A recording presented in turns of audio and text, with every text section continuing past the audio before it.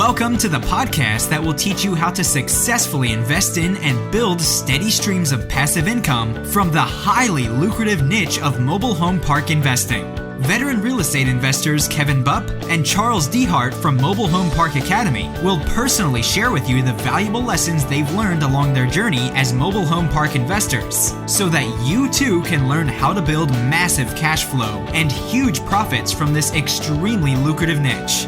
So without further ado, let's welcome your hosts for today's show, Kevin Bupp and Charles Dehart. Welcome, guys and gals, to the Mobile Home Park Academy's weekly podcast. We'll provide all the information that you need to know to successfully locate, negotiate, close on, and make huge profits from a lucrative niche of mobile home park investing.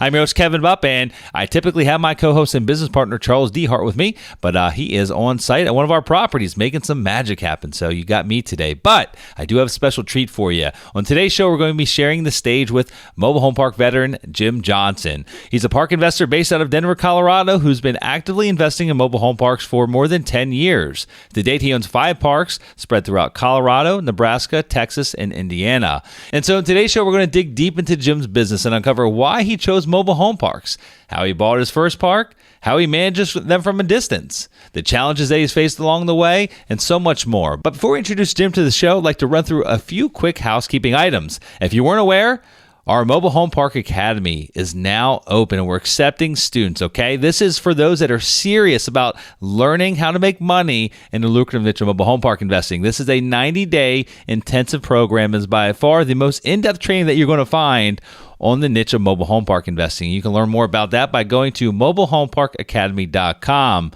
Also, we've recently opened up our Mobile Home Park Investment Partnership Fund, and we're looking for investors just like you who have an interest in partnering with me and my highly skilled team on deals, okay? Mobile home park deals. You can read more about our company and this opportunity to work together by visiting sunrisecapitalinvestors.com. That's our company. That's the umbrella that we operate our mobile home park business under. Again, sunrisecapitalinvestors.com. I would love the opportunity to show you why I believe that mobile home parks are one of the best kept secrets and how they regularly outperform just about every other type of real estate investment that you've ever seen, okay? And for those that don't know already, I've done more than $40 million worth of real estate transactions. I've been doing this now for 16, 17 years. I lose track of it. I'm 38 today, and I've been doing this since I was 19. So I guess that's actually like 19 years, right? Look at that. My math's not all that great, but yet I'm a real estate investor. Either way, I've done more than $40 million, actually probably closer to $50 million. Now, I need to update that number as a principal of real estate transactions, and I focus solely on mobile home parks for the last 5 years, and I've yet to see any other real estate investment type that can hold a candle to mobile home parks. Again, want to learn more about the opportunity to work together, go to our website, sunrisecapitalinvestors.com. And in addition to the partnership opportunity that we offer, we also have an added bonus for those that have an interest in investing with us. And this is based on direct feedback from many of you who have shown an interest in working with us on deals, but also want to learn the business, okay? You want to learn the mechanics of the mobile home park investing business. We are now offering complimentary lifetime memberships to the Mobile Home Park Academy to anyone who decides to partner with us on deals, okay? And by doing this, we're basically allowing those who invest with us the firsthand experience of our internal working. So maybe you have an interest in doing your own deals one day. Well, you know what? If that's the case, then you'll have all the knowledge and wisdom necessary to actually go out and do your own deals, okay? Again, to learn more about this opportunity, go to sunrisecapitalinvestors.com. And just a few more quick ones here. If you ever find yourself in the Tampa Bay area, be sure to look us up, okay? We love meeting others that share the same passion for us, for real estate investing, mobile home park investing, whatever it might be, okay? You can reach out to us to schedule a time to get together while you're here in town. mobilehomeparkacademy@gmail.com. That's the general email box. Both Charles and I check that one. Again, mobilehomeparkacademy@gmail.com. And lastly, this is somewhat of a casting call. Just like we have Jim here today as a guest on our show, we love speaking to others who are actively involved in this business, and we'd love to showcase you and your story. And so if you're a park owner, whether you own 1 park or 100 parks, we'd love to have you as a guest on our show, okay? You can reach out to us, mobilehomeparkacademy@gmail.com. And we can get together and I can tell you more about that opportunity. And so without further ado, guys, I'd like to welcome Jim Johnson to the show. Jim, how you doing today, my friend?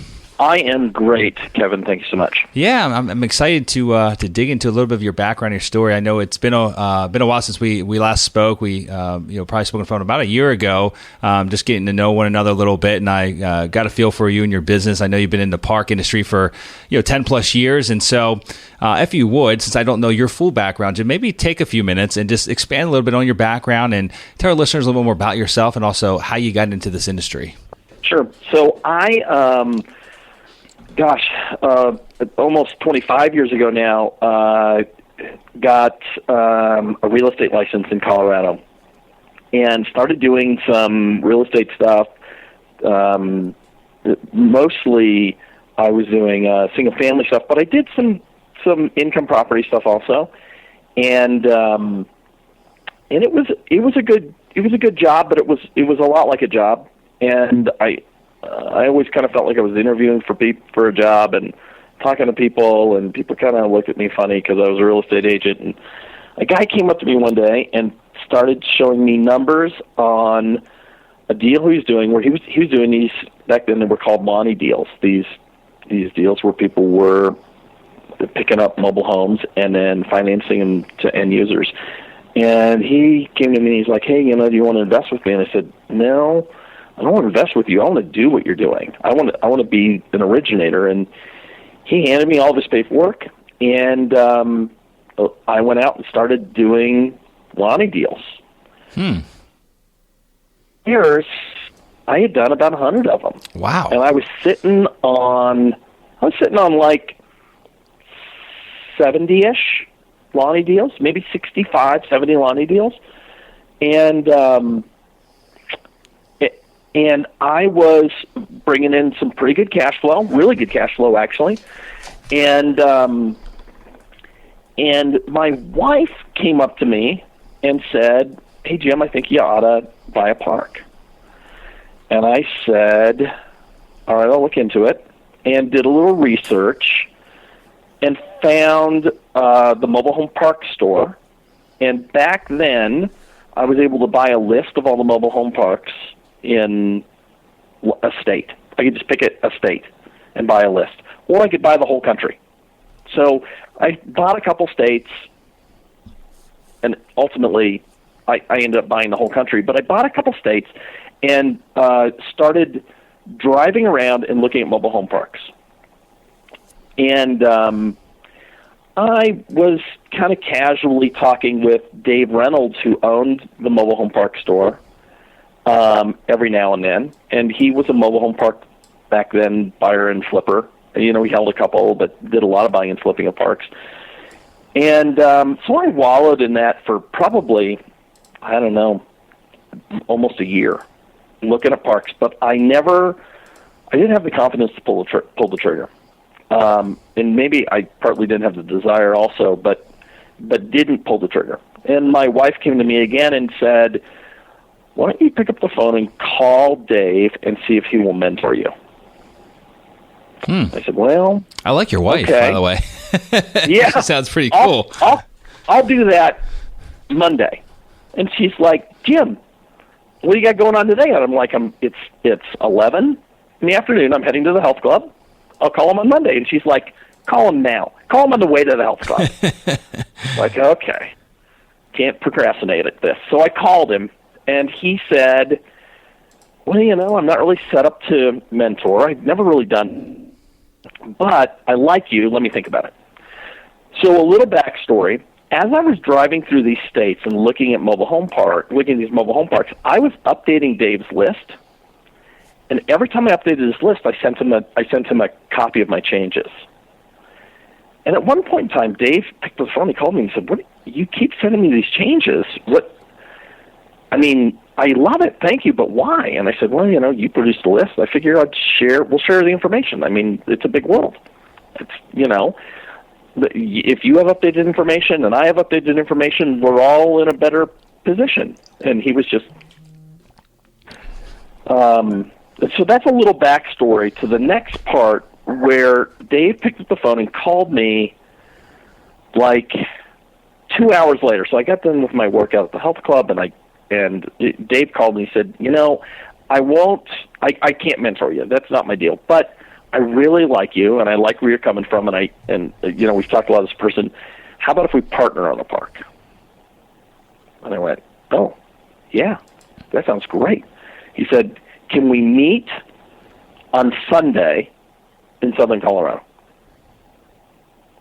I was like, sure. He's like, okay, see ya. And he gave me the address at, I don't know what it was, 9 a.m. So Dave and I met for the first time, 9 a.m. at this mobile home park, went around with the owner, got done, and he looked at me and said, what do you think? And I said, well, here's all the reasons I don't like it, and I had a list. And he said, those are the exact same reasons I don't like it. Okay, well, I got to keep going. I'm heading to wherever he was, Kansas and Texas and Oklahoma and whatever, conquering the world. And he said, let's just be in touch. And he drove away, and I thought, well, I've just met the mighty Dave Reynolds, and I've squandered an opportunity to partner with him. What a bummer. But a week later, he called, and he said, I found this other park. Go take a look. Tell me what you think. So I drove down the next day, took a look, told him that I loved it, told him what I saw, and he said I saw the exact same things.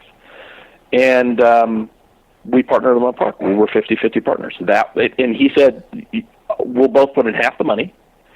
You run it, and I'm here as your backup if you need me. So anything you need, just pick up the phone and call. But otherwise, it's your baby to run. And that was how I got inaugurated into the mobile home park business. Very interesting. So that was what, about 10 years ago? That was about 10 years ago. I still own that park. Dave's not my partner on it anymore. I ended up buying him out not very long after we bought it, actually. He needed some cash. He had a park that was hit by a tornado and needed to put money back into that park and asked me if I'd buy him out, and I did. But I still own that park. It's a great property. Give me an idea. Just there's a lot of people that listen into this call here that are looking to buy their first park, and so a lot of people ask me the question of like, what's the minimum size I should be looking at? I mean, and my answer is just my answer. It's my opinion, and I think 40, 50 spaces so that you can gain some scales of economy, be able to afford a good on-site manager, and it's still a manageable size, right? I wouldn't ever recommend someone go buy a 300 space park on their first park, although they could, but it might not be the best idea. Talk to me about the size of this park and some of the particulars about it. Well, this particular park was 40 spaces. Okay. And it was operating, I think, at about $140 a month in space rent. It's at $300 now. Wow. The owner was paying water, sewer, trash, and I submetered the park immediately. So all that cost is, we allocate trash, we allocate the sewer charges, and we use the submeters for the actual water usage. Okay. It's a really simple park to run. Was it all lot renters when you purchased it? Yes. So there were no rental homes in it or any of that. Now since then, we've had, we pulled some homes in and carried, in the very beginning, we actually were, before the SAFE Act, we were still doing regular notes and with security agreements. Now we do kind of a modified lease option. People put a nominal amount of money down in the beginning. They lease the home for a certain number of months, call it anywhere from 24 to 48 months. And then they have a buyout at the end. And the lease is a triple net lease where they do all the primary maintenance. And if there's a big thing, we'll come in and help take care of it. But otherwise, it's basically their house to operate. Okay. So that's not the rent credit that everyone talks about. I mean, that's your own modified lease option agreement? Right. I'm actually for lots of reasons, I'm not a big fan of rent credits. Mm-hmm. But I do really like I like lease options.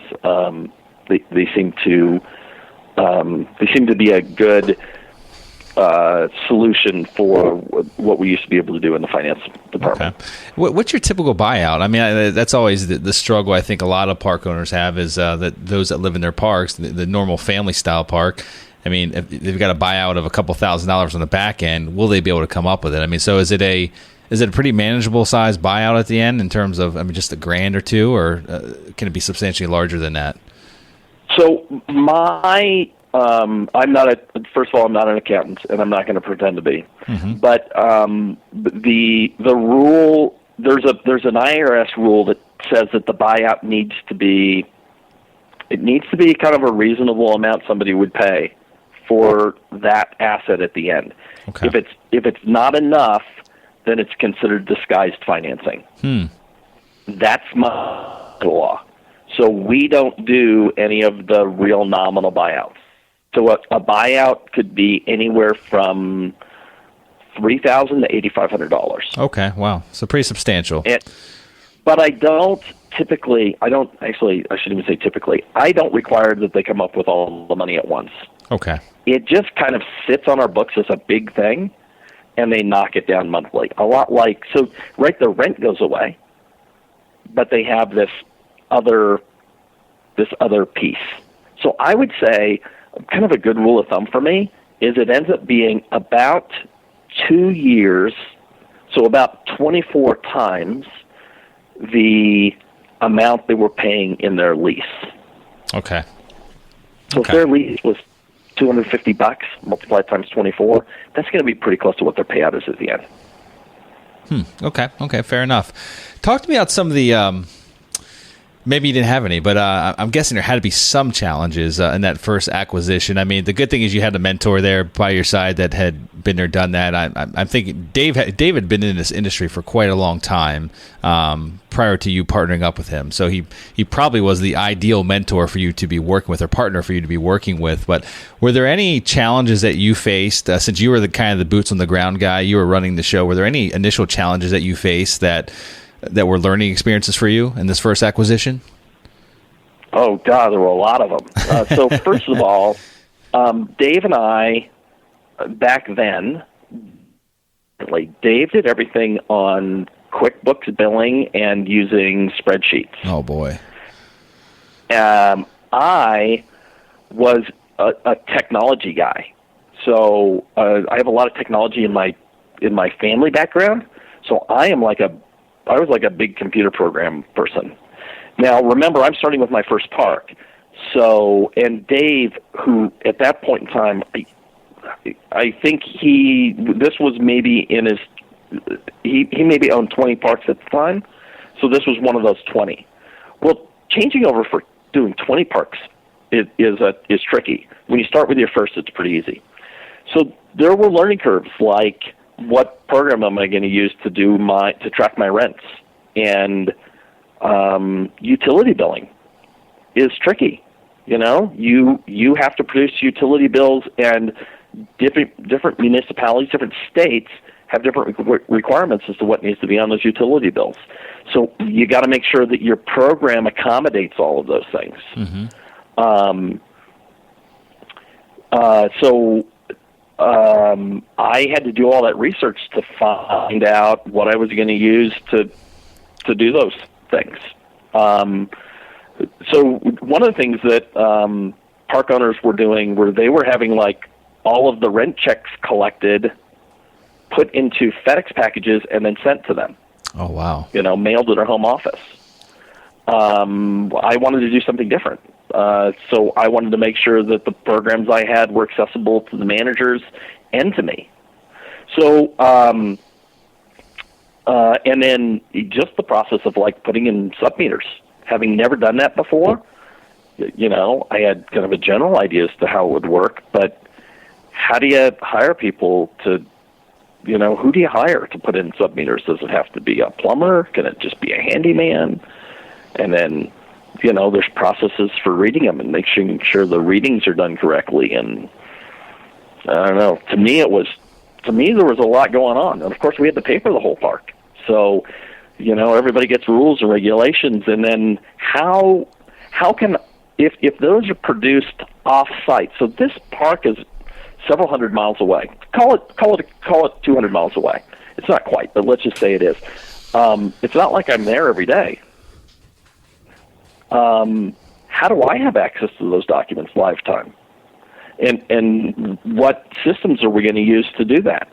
And back then, we used a thing that looked like a fax machine that would scan directly to an email.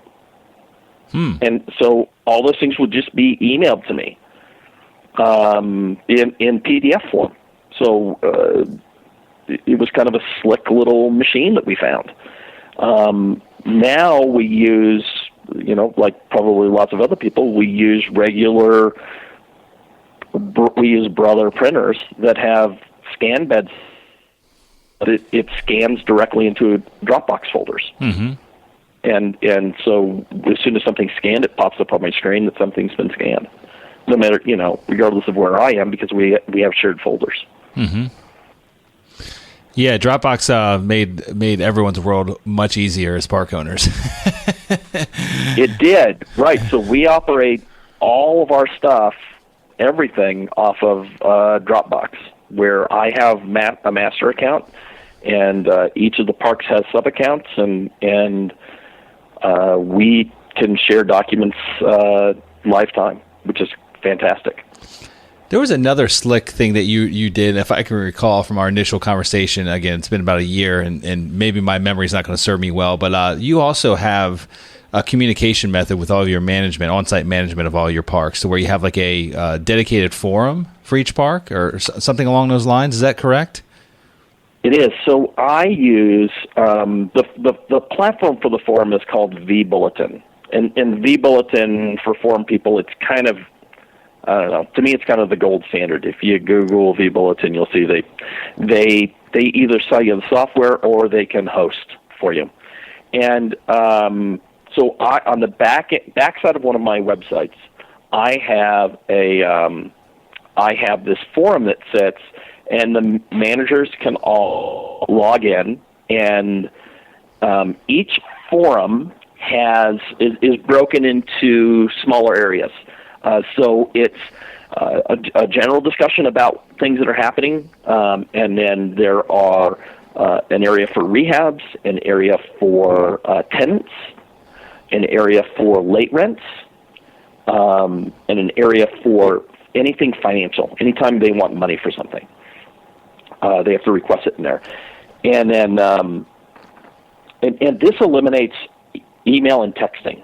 Mm-hmm. So my managers, if my managers want to talk to me, they have to text me and ask me if they can talk to me and tell me what it's about ahead of time. That way I'm not ambushed by a question I can't answer that I'm picking up the phone for. And all of our communication happens in the forum. And that way, no data. From day one, all of the information that has transpired about every mobile home park that I've had. And it makes it very, very slick. So we'll have someone who puts in an application, and you look at it and you go, God, do I know that name? Well, I can just type it into the forum, to the search part of the forum, and see whether or not that person's ever applied before. And we do the same thing with Dropbox. We're very specific at the way we organize our files in Dropbox so that each file becomes searchable. Oh, that's great. Yeah, that's great. We started using something similar to I guess you could call it something. I mean, it's not a forum type setup, Jim. It's more of a I don't know, call it a team collaboration platform. It's called Glip. I had never heard of it before. One of the consultants we've hired as a marketing consultant that's been working with us for some other projects where we've got in the pipeline. That's what he used, and it was brilliant. And so it's actually free.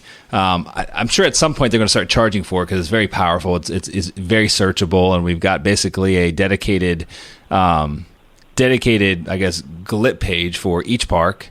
There's a collective dashboard. We can see all the parks. We can have all the messages come into one area, or at least notifications come into one area. So, and then we can identify which park it's for. And but we can't create subcategories underneath each park. So we can't actually break it down to like subfolders like you do. But it's been a game changer for our business because it's got a very robust, powerful smartphone app that comes along with it, and that has just about the same amount of functionality as the desktop version. So it's been a game changer for us to share files, create quick updates, and it also categorize everything. Like it's all there. We can search it as far back as from when we started the account. And the other cool thing, it's actually owned by Ring Central, which is a voice over IP provider. And now you can actually do for free. You can do basically recorded face-to-face phone calls in that particular whatever GLIP. Like, let's say if I want to talk to my manager and I want to record the call, and it's going to be like basically a Skype type call, I can do it right inside that GLIP, and it'll record that file and basically catalog it underneath that particular park. So it's pretty slick. Probably doesn't have all the features that vBulletin might have, but it's pretty darn good. So, but I actually got that idea. Like, it piqued my interest when my consultant shared that with me. And I remember our conversation back when you were telling me about your forum, how you use the forum to manage your managers. And I thought that was just absolutely brilliant, because that's the challenge with this business. That's one of the big challenges with the mobile home park business is you've got to be vertical in your management. Like, you can't just outsource this management to a third party company. Like if you own apartment buildings, you can do that. You still have to oversee the management companies, but you're not intimately involved on a daily basis in the management. In the park business, you are. And so you've got to build that infrastructure to support it. 1 park, not that challenging. 2 parks, a little bit more challenging. 5 parks, challenging, right? If you don't have systems in place to manage those on-site managers. So yeah, I think you need to have systems, and they need to be duplicatable between parks. Yep. Otherwise it's a real challenge if you have more categories or less categories or more or less things for each park. No matter which park manager I talk to, I can say, I put that in your manager to print folder. Mm-hmm. And they know. And I can say the exact same line to every manager. As a matter of fact, I can say, we're putting out a bulletin to go to every resident. Each of you can look in your manager print folder to print it, because we have in our forum. We have a thread where every manager is contacted. Like, if I'm going to go on vacation, I can put on there, I'm going to be gone, so I'm only accessible during early mornings and late evenings, and it will be, you can't text me at all because I'm going to be on a cruise ship, and it'll be forum only. Mm-hmm. Mm-hmm. And that way I don't have to say it 5 times. I only have to say it once and everybody sees it. Mm-hmm. No, that's great. So now that we're on the topic of managers, talk to me a little bit about some of the struggles you might have experienced over the 10 years you being in the business with manager turnover. And I hope you haven't had it, but I'm guessing you probably have, right? So speak to me about that a little bit, because I think that's another one of the challenging facets of this business, is whether you're buying the park, and that's one of the problems is the existing management. You got to basically bring someone else in and train them and get them up to speed with your systems and processes. Hopefully you have those systems and processes in place, and you have the process to train them. But then also when you're running a park, let's say you're a couple years in, things are going great, and then they start going downhill. You realize it's your on-site manager, and you've got to find a replacement. Talk to me about some of those challenges you've run into over the years and how you've handled them. So I have had management turnover in every one of our parks, and some of that is by the manager's choice, but most of the time it's my choice that something's gone wrong. And I would say that, my big challenges with managers, and let's back up a little bit. Every park kind of has its own flavor, and some parks are remarkably easy to operate, and other parks are like running a small city. They're very, very complicated. And so when you're looking for managers, you need to make sure, you got to make sure you've got all the right skill sets off the bat. So let me kind of walk you through our process from the beginning to the end. When I do my initial walkthrough on a park, when I'm buying it, one of the things that I do is I produce a task list, essentially. And it says, these are tasks that need to be done daily, weekly, monthly, and then at an interval more than a month. We'll call it yearly. But it might be every 6 months at that point. And it could be we need to walk the park and look for violations. Maybe that's something that gets done once a month. Or it could be we need to read water readings. Then once a month. It could be that we need to mow. Well, that might be something that needs to be done depending on the area. It might need to be done once every 2 weeks if you're more arid, like in Colorado, or it might be something that needs to be done daily because the park is so big if you're in some place like Indiana that gets a lot of rain. Mm-hmm. So, how often do you spray for weeds, all the rest of that stuff. So I come up with a big list of stuff. And now, from the management side, I'm looking for stuff that fills all of these needs. They need to have all these skill sets. So if you have someone that needs to run a mower, and if you have a resident that's never run a mower, you have a bridge to gap there. I remember distinctly there was a story that Frank Rolfe told where he hired a manager one time and then he never heard from her. And about a month later, he went back out and talked to her, and she had never owned, right? She didn't know how to answer the phone. Oh, my gosh. Right? So there's some things that maybe to you and I are so automatic, you don't even think about it. But, there are people who don't know how to use email. There are people who don't know how to use a computer. This exists. And so I put together this list. So I do have managers that come off the rails. Sometimes it's because they steal. I don't think that every manager steals from me. As a matter of fact, I know every manager doesn't steal from me. But I also know that I do have managers that do. I know I have managers employed that I have right now that steal from me. You can tell. You can look at it. You can go, all right, you're buying gas. And I can tell by your travel log that you're either getting 2 miles to the gallon or you haven't gone through that much fuel. So they're putting gas in their car on my card. I know that you can see that some of that stuff happens. I've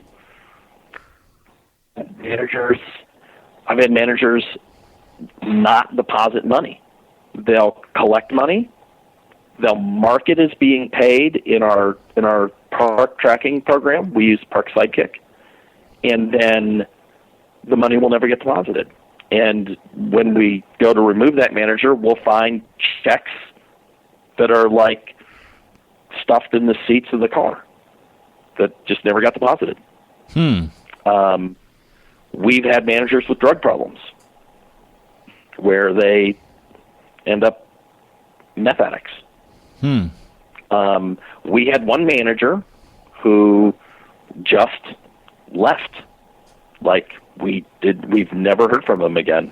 He was there, and then he was gone. Interestingly, I can still see him on Facebook. I know he's in North Carolina now, but it was it. We never heard from him again. He was just gone. Interesting. So in a situation like that, what do? I mean, when you realize you got to make a change, let's talk about that because we're in that process right now. We've done it before, but I'd love to bring that up because I think that it's one of the fears that a lot of people have getting into this business is like, I don't know what the hell I'm doing. How the heck am I supposed to hire someone else to run this place? I mean, how am I going to train them? And so I think that is a big fear that a lot of new park owners have. And so let's talk about the situation where the guy just got up and left. I mean, just literally just disappeared. That's kind of a fire drill, right? That's a situation that was a fire drill. So that needs immediate response. that was it. So that park is in Texas. It's in Dallas and or Fort Worth, really. It's the only time that in all the years I've owned parks that I've had to get in my car and drive someplace.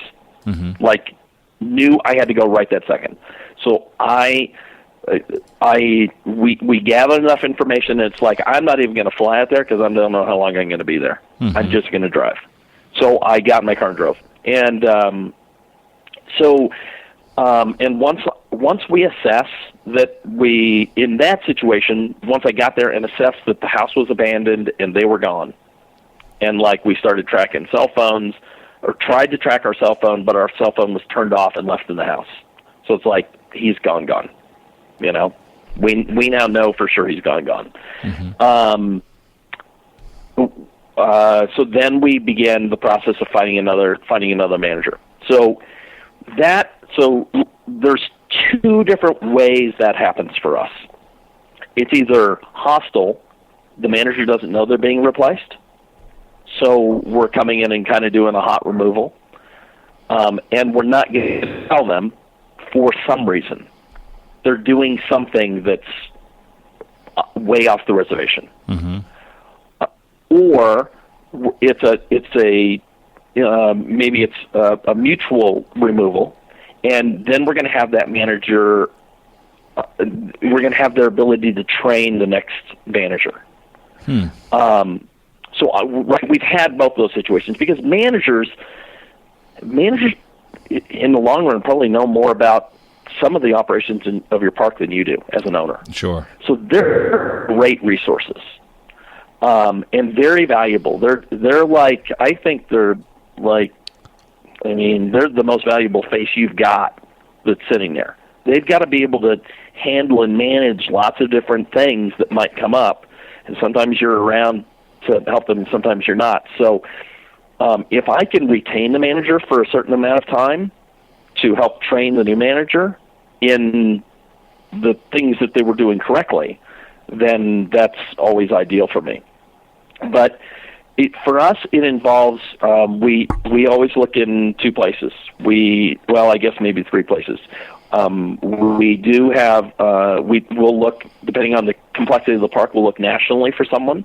So we might post an ad on Mobile Home Park Store in their section where we're looking for a manager for a particular park, or we will post on Craigslist in the local newspaper, and then we'll also, depending on the situation, we might pre-paper the park that we're looking for someone.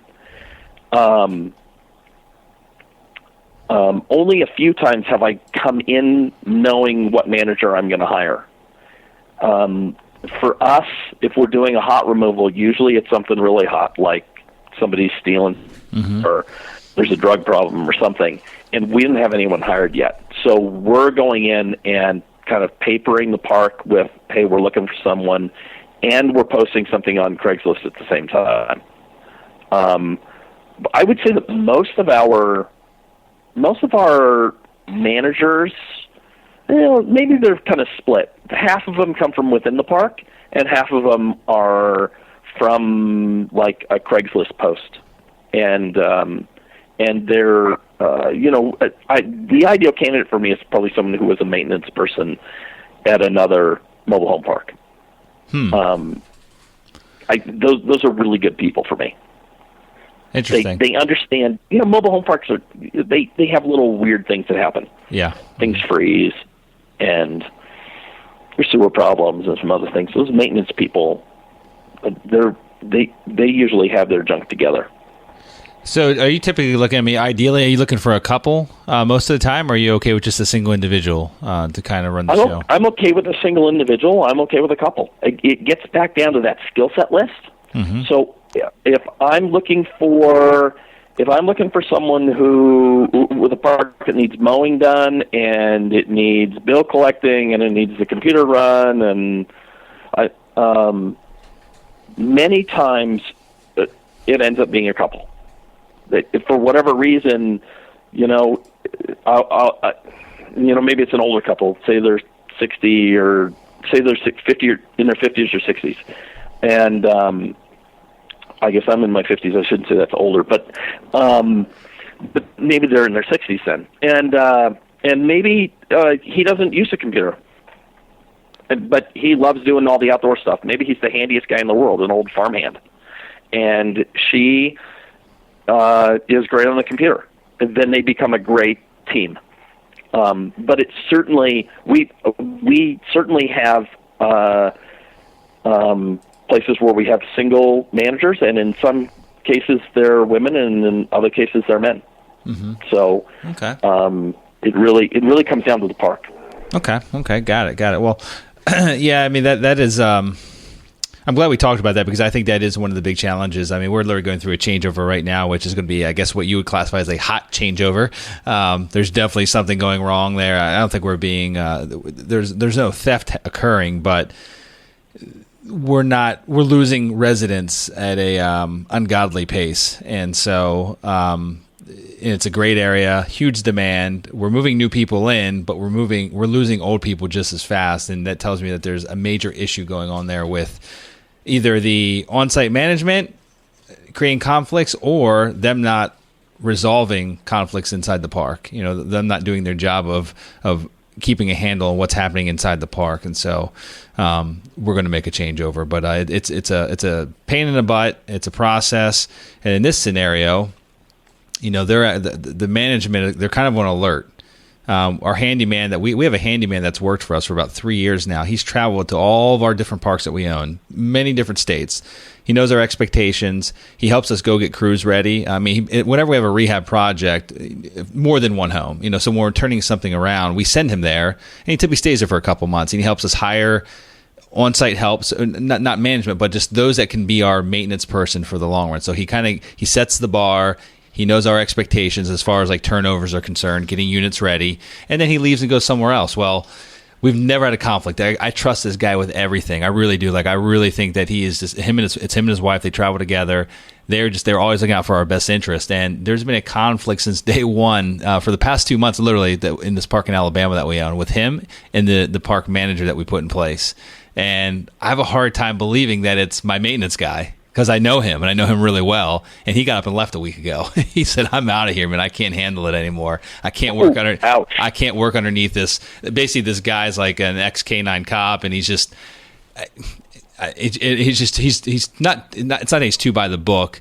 He's just very judgmental, and he's got something to say. Just got the wrong personality. For my maintenance guy. And so anyway, we've got to find someone new, because that tells me a lot. Like, that's an issue, because I've never had an issue. I've never had conflicts. I've never had anyone complain to me about my maintenance guy, him going around all these different parks. And so, hey, we're making a changeover. It's been a process, and I've got to go up to Alabama next week and probably spend a couple days there. And we're trying to interview people without putting our current management on red alert that, hey, you know, we got an ad out there, we're interviewing people, because we don't want them just to get up and leave. And I'm afraid that's probably going to happen, because I think that they probably have seen our ads on Craigslist. So it's an interesting scenario, and it's just one of those.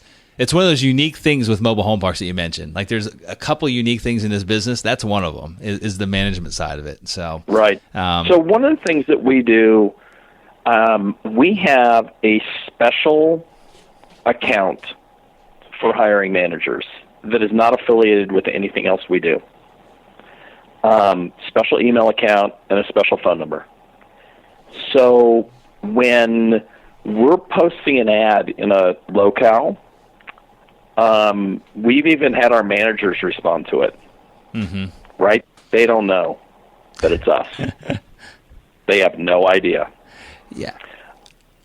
So we're pretty careful about that. We are. We are too. Like, don't get. I've never had an issue with it until I knew this guy. He's going to be on red alert. So we don't even put we put the location as being like a city 30 miles away.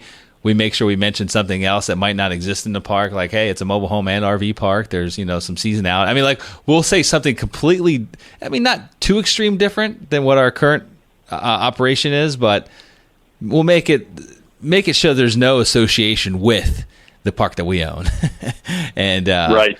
the phone number isn't associated with us, and in fact, one of the partners that handles the interviews, he's never even spoken with these managers. So, but it's not too hard to put two and two together. I mean, if you're a smart individual and you're on Red Alert already, it's not really hard to put two and two together. In my mind, it's not. These managers actually are pretty sharp. So, right, yeah, I'm pretty sure that they're just going to get up and walk out. But hey, it is what it is. We work through it, and we'll deal with it, and it all happens for a reason. That's how I look at it. Everything happens for a reason, and it's one of those decisions that I tell my partners that work with me, like the one guy, I've been trying to kind of mold him into the asset management side, to handle more of this stuff. And the worst thing is to actually let a manager drag on. Like if you know that there's challenges, and the last thing you want to do is go through the frustration of having to make a manager swap out. It's just a pain in the butt. But the money that you'll lose if you don't make that happen sooner than later, if you don't just pull the ripcord and make the change and get someone new in there, it's going to cost you so much in the long run. I mean, it's going to be a lingering just hook in or thorn in your side, because you're going to look back and say, "Gosh, I should have fired that person 6 months before I did." And because of that, we lost I totally agree. 10 residents and X amount of revenue. It's just not worth it. And dealt with a ton of frustration that I shouldn't have had to deal with. So anyway, so this is a good. Let me add one more thing that we do, because it goes into this same theme. When you're training your new managers, you have to have this duplicated system for them. So one of the things that we do is, if there are training pieces for managers, like how to present a lease is a big one for me. We actually, whenever I have for every park, I produce little videos. And I use the program, so I can pick a portion of my screen, and it will produce a video off that portion of the screen, and it'll use my voice. So I'll put our rules and regulations, our space lease, everything that needs to be signed, for instance. It'll be in that space on the screen, and I will present like an anonymous lease in like Charlie Brown's name. Mm-hmm. Now, when the manager needs to present their first lease, they can run that video for the resident. It's the exact same paperwork, and all they have to do is replace the name. So they say, whenever he says Charlie Brown, he's really saying you. That's great. I like that. Yeah, that's brilliant. It's really slick. So it makes it so that the manager, I'm not worried about how the manager's going to present that lease, because all they got to do is play it on their laptop. Mm-hmm. and run it for them. And if they have a question, they can hit the pause button. They can send me a text. They can say, we have a question about this lease. I pick up the phone and I can answer the question. Yeah, no, that's great. I love that. But typically that doesn't happen. So we have lots of operation videos that are kind of what you do if. What do you do if you have a fire? Well, you don't need to call me. You can send me a text, tell me you got the fire. Call 911. Yeah, exactly. Call 911. You know? But you don't have to call me. Like, it's okay. Like, I understand there's fires. You know? Or what do you do if there's a sewer problem? What do you do? Well, you can click on that little video, and you can hear my voice say, in order, this is what you do. You know, we have a place in our forum that has contractors that you can call. You know, we have these are important numbers, and for our forum it's called a sticky. It always stays as the top post. So you can look at that and you can go, we got a tree that fell on somebody's house. We call budget tree trimming. Or we have a sewer line that's clogged and I can't get a hold of Jim, but I know that sewer line backups are so bad that we can act on them without approval. Mm-hmm. I call whoever the plumbing person is, you know, to clean out the line. We have those things that are set up so that, because frankly, when I hire a manager, I can't even think of all the scenarios that are going to happen. But as the scenarios happen, if I produce a little something, a little video clip, then they can go into their video folder, which is in their Dropbox, and see if there's a folder that pertains or a clip that pertains to their situation. Yeah, I love it. No, that's great. We do something very similar, not as detailed with the operational side, but we found that the big hang up for us in some of our parks is the sales side. Actually, selling homes, or we utilize the cash or the Clayton program, the 21st Mortgage program, and that is for the average park manager. It's most of them don't have sales skills, and when sales skills, like they might be able to go lease a place, they can go show a place, but sales skills, like actually speaking about the financing options that are available, and talking about the difference in pricing from a used home to a new home and what financing is available for each one. I mean, it's just most of the time it's outside of their skill set. And so we put together some really nice professionally made videos that are literally, if anyone comes into the office is inquiring about one of the used homes or new homes that we have financing available for, they can literally sit down and turn their computer screen around and play a video that is made specifically for those prospects. And it's like 6 minutes long. It explains everything. We took all the FAQs that we've come up with over the past 6 months that have been asked and put them in there. And if there's anything that they ask that isn't there, then the manager can't answer it, then they can just reach out to us directly. But try to basically eliminate any human error. The selling process in a couple of our parks is a big deal. Like it's the necessary evil as far as the upside is concerned. And we've got a lot of new homes that we've been bringing in, and so like that system's got to work. And we found that there was a big breakdown in a few of our parks with the manager trying to do a proper explanation of what we have available and what might be a good match for those prospects. And so, the videos are a way to go. And they're super, technology nowadays, Jim, it makes it so easy. You're talking about like the screen capture program that you use. I mean, that stuff is, maybe 5 years ago, it was expensive to buy those types of programs. Today, they're free. Like there's some of them that are free, Gosh, if you have a Mac, then it comes with a screen capture program. You can make your own videos for free.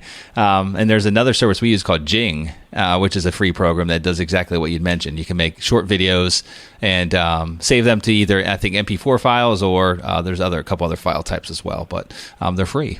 So, right. It's you might well, if you're having to say it twice, might as well just say it once on your computer. There you go. I love it. So, what advice, Jim? I'm sure you get people that come up to you all the time, maybe not all the time, but people get to know what kind of business you're in. I know that you're involved in a couple of different forums. I mean, you're out there. People know who you are. They know that you're in the business. What kind of advice do you give to new people that are looking to jump into this industry? Well, I think to start with, if you're totally green, I think you need some sort of education, and then I would recommend either some sort of mentorship or some sort of peer group that kind of helps you through the process. It's very difficult to find one person that is kind of the everything person. I think that the biggest mistakes that are made are probably in due diligence. Mm-hmm. If you don't know what kind of sewer pipe you're looking at, if you can't tell the difference between clay pipe and Orangeburg, you probably need someone else doing your due diligence. And you need to understand, I think you need to be able to understand amperage, and you need to be able to understand if I use the word the wheels come off a lot, but you need to understand the if-then scenarios. If you're buying a park that has 100 amp power in Texas and the new requirements are 225 amp, you need to know what it takes. You need to understand transformers. You need to understand how they play into amperage. You need to understand whether you're going underground or overground, and what that process entails.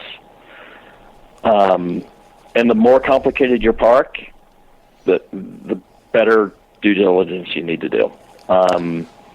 So you gotta, if you, this is not an apartment building where it's just where it's brick and mortar or a house.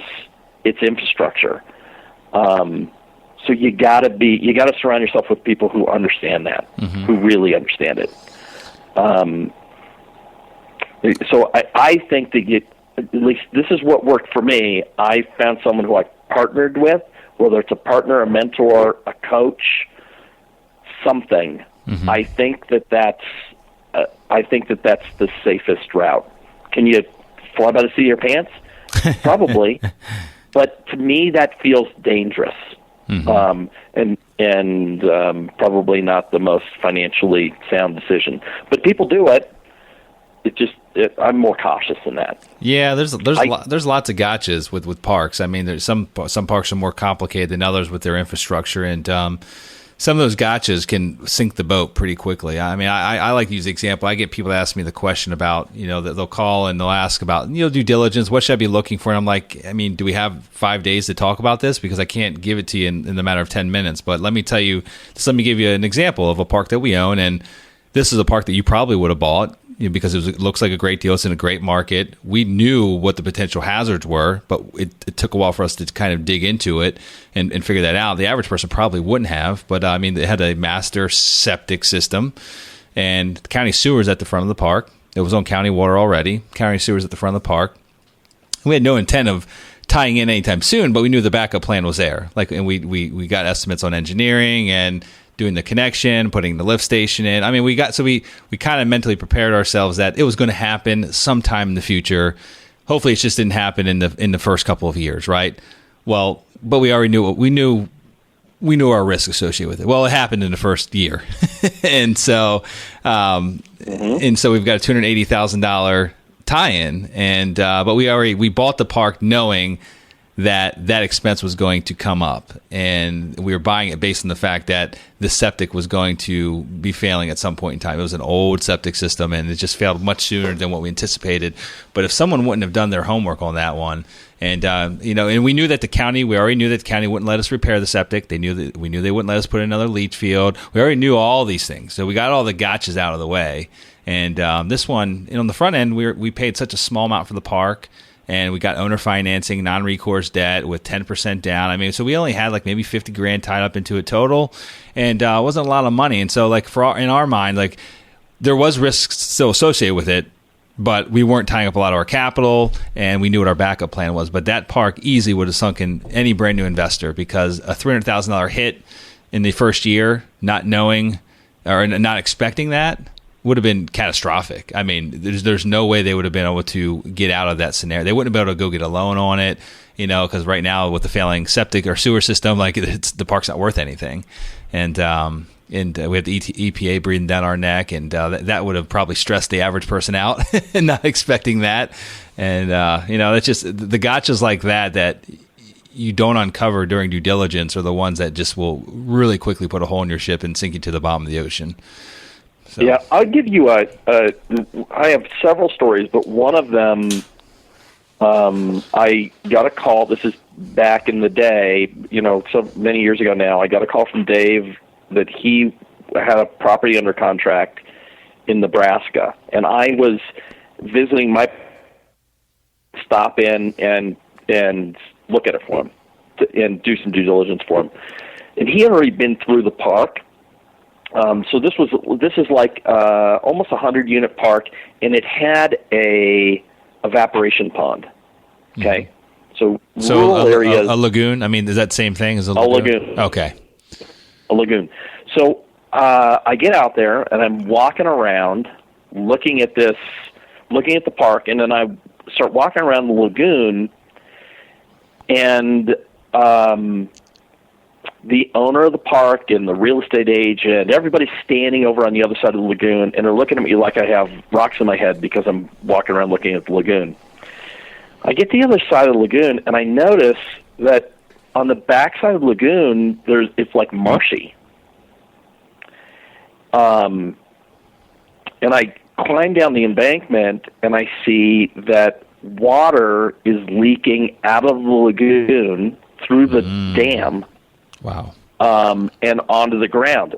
Some trees have had roots that have gone through the dam and into the pond, and they're huge cottonwood trees, and and the water now has begun washing away on that root line, and it's like a whole bunch of hoses that are putting water out of this lagoon into this little area, and that into this marsh area that's now feeding this stream. Oh gosh. All sorts of red flags. Yeah. Lots of red flags. So I have the owner come over and the agent, and they're like, "What are you talking about?" And the owner goes down and looks at it, and he's like, "Oh shit, this isn't good." Well, I am talking to the owner, and I said, "Well, what are you going to do about this?" And he goes,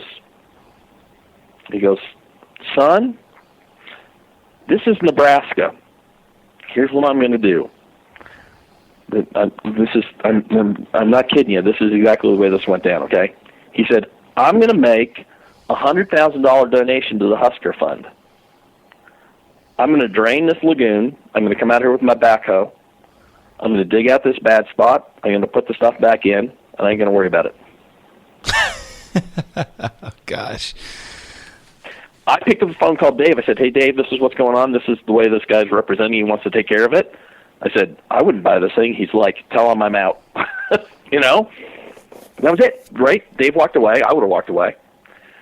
Wow. But you know what? That park is since sold. And I haven't gone over and looked, but my guess is that it's sold to somebody who has no idea that thing's leaking. And the guy was, the people were never told that it was leaking. And at some point, those are really going to come off, because when you're dealing with that type of contamination, that's it. I mean, that's you better hope you didn't know about it, because then you've gone from liable to negligent. Oh, absolutely. And you're going to lose everything. Absolutely everything. And so in that park, was there no backup? Was there no county sewer hookup close by? No. Okay. The closest closest sewer hookup to that park was probably a couple miles away. Okay, so not an option. They do have a second lagoon that's dug, but they're not using it. It was there in the beginning. It was there when I looked at it. They had a backup lagoon, but they've never switched the sewer to that lagoon. Probably a reason why. I don't know. Yeah. They probably sold it to someone who didn't know. That's what I think happened. Yeah. But I don't know. But Yeah. it's and you run into that kind of stuff a lot, where you just need to be aware. You just need to really stay on top of things.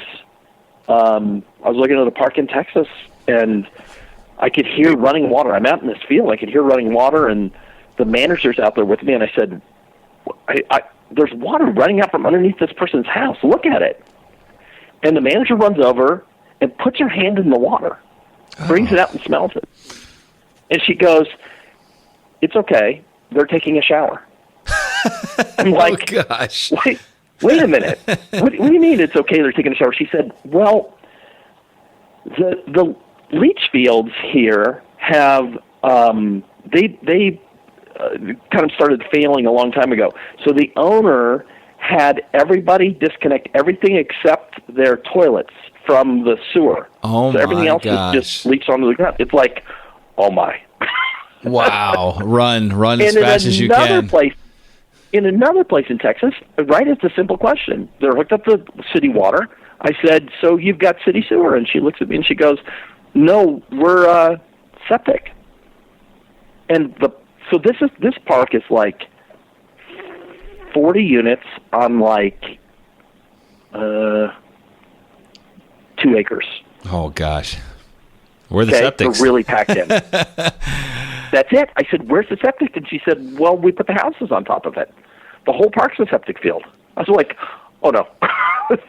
I've seen parks like that before. Yeah, I've seen a few parks like that before. Yeah, that are very they're very old, very dense, and literally the septic fields are underneath the homes. So yeah, the whole park is a septic field. I'm like, you got to be kidding me.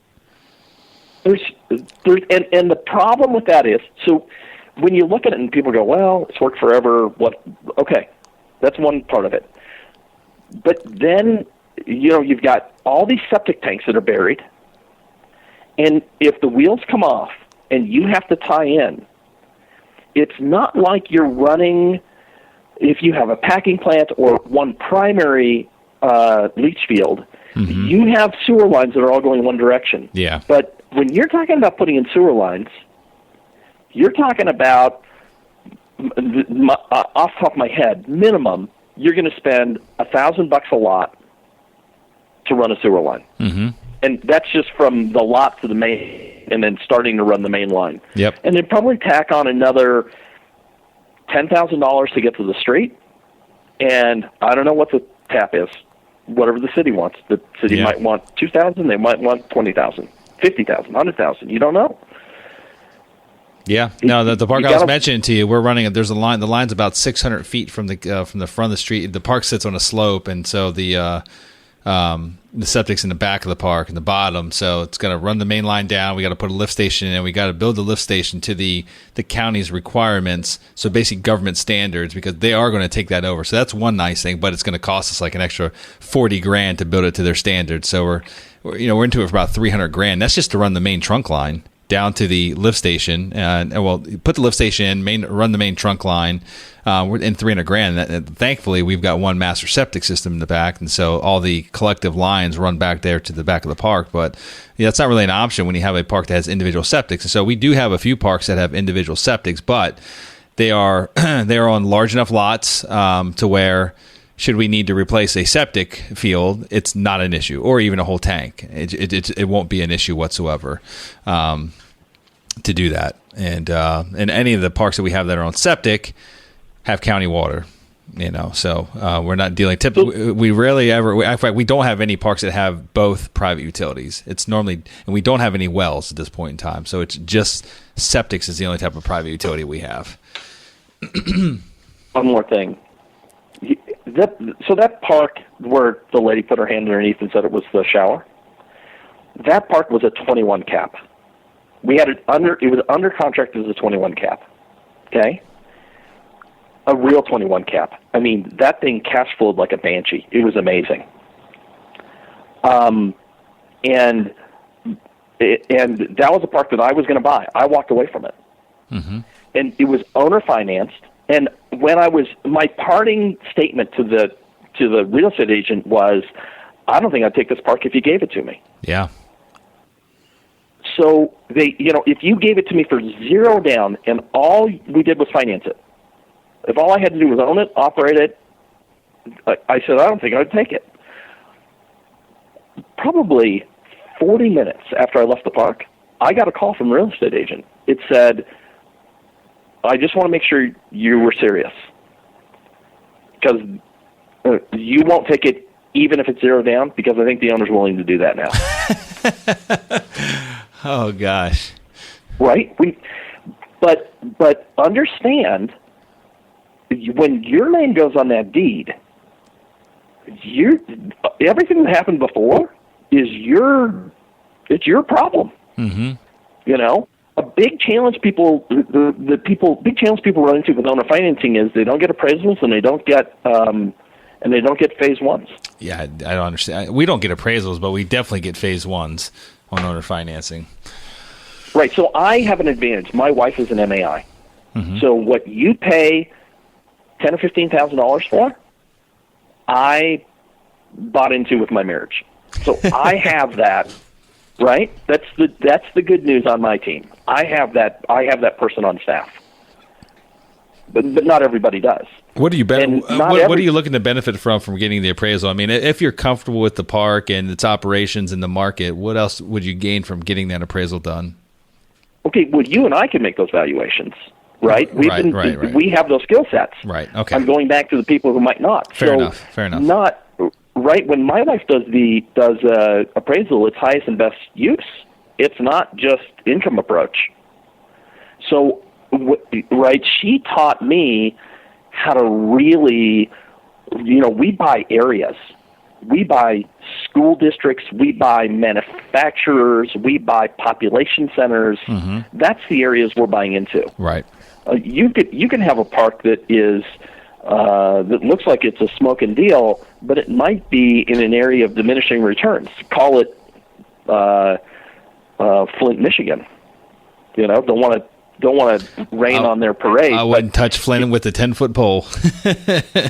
Right, and part of it's because it's if you just look at someplace like the whole Detroit area, there's so much vacancy that regardless of how good your park is, as that area continues to hemorrhage people, you have a problem. Mm-hmm. You need to be in areas that are either stable or growing, and going to be stable or growing. We have park in Canyon City, Colorado, where all the prisons are. Well, people don't build their dream home there, but there's no contraction either. Mm-hmm. It's a very, very, very stable market. It doesn't swing with the rest of the country. It's just steady because it's all state and federal employees. Mm-hmm. It's all driven off those 20 prisons that are in that area. But a lot of people don't know how to really value an area. And when you have owner financing, they don't want to. They'll pay. They think great owner financing. Now we're getting into something else, but great owner financing is like 2 or 3% financing. Now the challenge can be then you might be buying a park that's a 5 cap that cash flows, but it's still a 5 cap. Yeah, absolutely. And you'd rather have 7% interest and be buying a 10 cap park. Mm-hmm. Because you're not going to get secondary money. You're not going to get refinance money back out. Yeah, yep. Plus, I also tell people that when you're out there looking for parks, if you ever run across ads like parks that are for sale and it blatantly suggests owner will finance, you should put up your yellow flag. Doesn't mean there's always going to be an issue, but most of the parks that we buy, probably 75%, we've got owners to finance, but it's never the first part of the conversation. I mean, it's always after we get to know them, they get to know us, get comfortable, we work out terms, the actual purchase price and such. I mean, it normally comes down the road, and I've always noticed that those parks that are actually listed for sale with owner will finance, typically there's an underlying reason. Either they're asking way too much, they're basically it's overvalued, or there's some kind of other inherent issue with that property, and they're basically trying to unload it to another sucker. Right, and owner financing can be an absolute win-win, a total win-win. Mm-hmm. It can continue the old park owners' income that they're addicted to. Yep. Right, I'm addicted to mailbox money. Yeah, you're addicted to it, right? And they're getting out of the game. Typically, if they cash out, they're out of money in 5 to 7 years. If they owner finance it, they can have owner financing perpetually. Right? And then they can even, when we do ours, we use performance deeds of trust so that when somebody passes, automatically becomes a note in the heirs' names, and the performance deed of trust is put into the system so that the heirs now will have the benefit of the cash flow from the mobile home park. Great. Well, that's not the only way we do it, but that's one way we do it. Mm-hmm. And we do that with master lease options also, where if somebody passes, there's these triggering moments that some of them involve the IRS and some of them involve some other things. But one of the triggers is if somebody passes away, and after a certain amount of time, that performance deed of trust gets kicked in, and this trust account that's already produced ends up with a note and starts spinning out income to the benefactors. Interesting. Well, you bring up the master lease options, and we're out of time here, but I'd love to pick your brain about that. So maybe another time, because that's another one of those things where I see someone that's You'll probably argue with me because it sounds like you've had some success with master lease options. I've never seen a great opportunity to where an owner's willing to do a master lease option, because why would they? Unless there's some really, really big challenges with that park. And so, but I'm sure you've got some good feedback on that, but we're kind of out of time now. But so maybe another time, Jim, maybe another time. Perfect.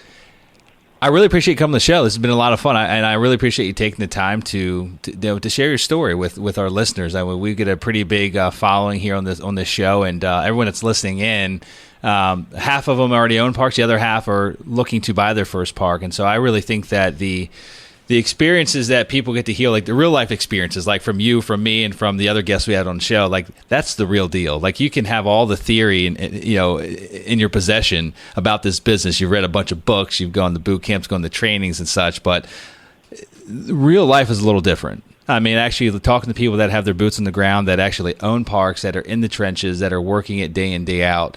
This is where I think where most of the valuable knowledge comes from, and so I think that these interviews are very important. And again, I appreciate you being open about sharing your wisdom and knowledge with all of us, because I think that we're all better investors because of people like yourself. So I appreciate you coming on the show, and hopefully we'll have you back another time. So I'd love to actually bring you back on and talk about master lease options at some point. So I'll throw that out there, and maybe we can do another show another time down the road. So. That sounds great. Okay. Love to do it. Okay, Jim, you take care and have a great week, okay? Thanks. Take care now. Congratulations for taking the necessary steps to achieving massive success through the highly lucrative niche of mobile home park investing. Be sure to visit our website, mobilehomeparkacademy.com, to download your free digital ebook version of the 21 biggest mistakes investors make when buying their first mobile home park, and how you can avoid them. And while you're there, be sure to subscribe to our free monthly mobile home park investing newsletter, which is jammed full of valuable tips, tricks, and strategies to help you accelerate your path to success as a mobile home park investor. More information about this podcast and its hosts can be found by visiting mobilehomeparkacademy.com.